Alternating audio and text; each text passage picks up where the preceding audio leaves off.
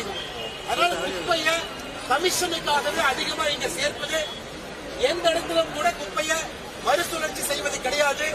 கிராமத்துல போய் கொட்டுறது, அங்க மக்களுக்கு கேன்சர்ல இருந்து ஒரு நாள் எங்க வரும். அதனால நம்ம எல்லோரும் நன்றாக புரிந்து கொள்ள வேண்டும். இன்னைக்கு ஆர்ப்பாட்டம் பண்ணலாம், போராட்டம் பண்ணலாம், அரசனுடைய முகமொழியை கிழிச்சு மக்கள் முன்னாடி வைக்கலாம். நிரந்தர தீர்வு இன்னைக்கு எப்படி மக்கள் நிரந்தர தீர்வு தேர்தல்.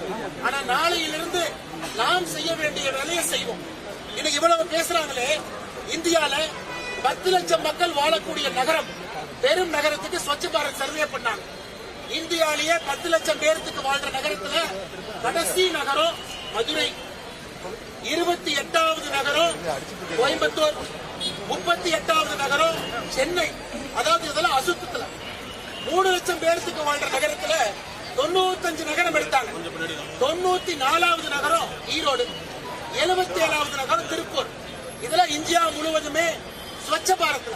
ஆனா இங்கிருந்து திமுக அரசியல்வாதி நார்த் இந்தியனை பார்த்து வடக்கே வடக்கம்பா இண்டோர் முதல் ரேங்க் வாங்கிட்டு இருக்கிறாங்க. குப்பையை சுத்தகரம் பண்றதுல முதல் ரேங்க் வாங்க. நார்த் இந்தியான்னு யாரை கொச்சப்படுத்துறோமோ அவங்க எல்லாம் அவங்க ஊரை சுத்தமா வச்சிருக்காங்க. யார் வளர்ந்து விட்டோம் என்று சொல்கின்றோமோ நம்முடைய ஊரை குப்பை காடுகளாக மாற்றி இங்க இருக்கக்கூடிய அரசியல்வாதிகள் கமிஷனுக்காக வேலை பார்த்துட்டு இருக்கிறாங்க.